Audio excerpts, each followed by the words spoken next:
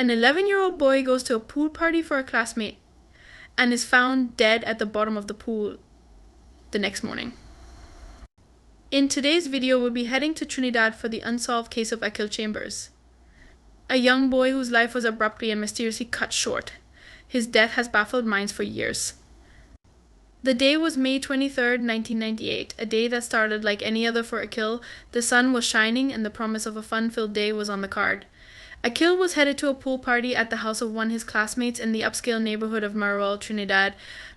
His aunt, whom he lived with, had promised to let him attend the party under one condition, which was he should not actually enter the pool because he could not swim. Akeil had promised his aunt that he would obey these instructions. However, as the day wore on and the urge overtook, some reported seeing Akeil swimming in the pool at one point in time. Others said Akeil had been playing video games throughout the day. One thing was for sure, Akeil had been present and alive during the course of the day, as stated by many eyewitnesses. However, later that day, during the cake-cutting ceremony around 5:30 p.m., no one remembered seeing Akeil, but thought nothing much of it. The true chaos and severity of the situation began to set in when Akeil's aunt returned to pick him up at around 6:12 p.m. But Akeil was nowhere to be found. The children at the party were sent to look for him, and by that time there were different stories about where Akeil was.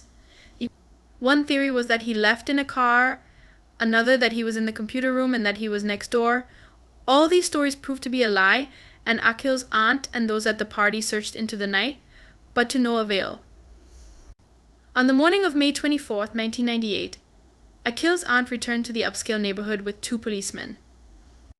And it's here the gruesome discovery was made. At the bottom of the pool lay the lifeless body of Akiel Chambers. But how? How could this be? As a mere 90 minutes earlier, CJ, Akeil's classmate, whom the party had been for, stated she was swimming in the pool and the water was clear with nothing at the bottom. CJ would later go on to say at the inquest years later, "If that body was there, I would have seen a shadow. If the body was at the bottom of the pool, I would have seen it." The scene baffles everyone present. Akeil was gone. But the mystery had only just begun. An investigation ensues, but the answers remain elusive as detectives delve into the mystery of Akeil's death. They are met with more questions than answers.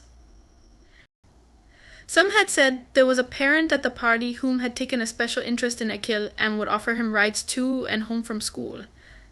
CJ would also go on to say years later on the morning Akeil's body was discovered, one of the parents whom was present the day before had turned up at her house. CJ's father, who was not present the day of the party, would go on to state in the inquest that he believed CJ's mother knew what happened to Akeil and was covering something up. Over the course of the years, he stated she would complain to him that she believed the house was haunted. Along with this, autopsy concluded that the boy had been subjected to repeated sexual intercourse over a period of time, and spermicide was found on his swimming trunks.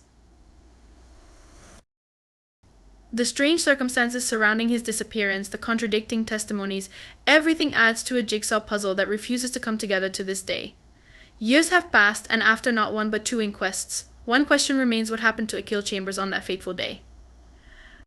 The timeline, the discovery, the investigation, all shrouded in mystery. The answers are as elusive as the truth itself. So what do you think happened to Akiel Chambers?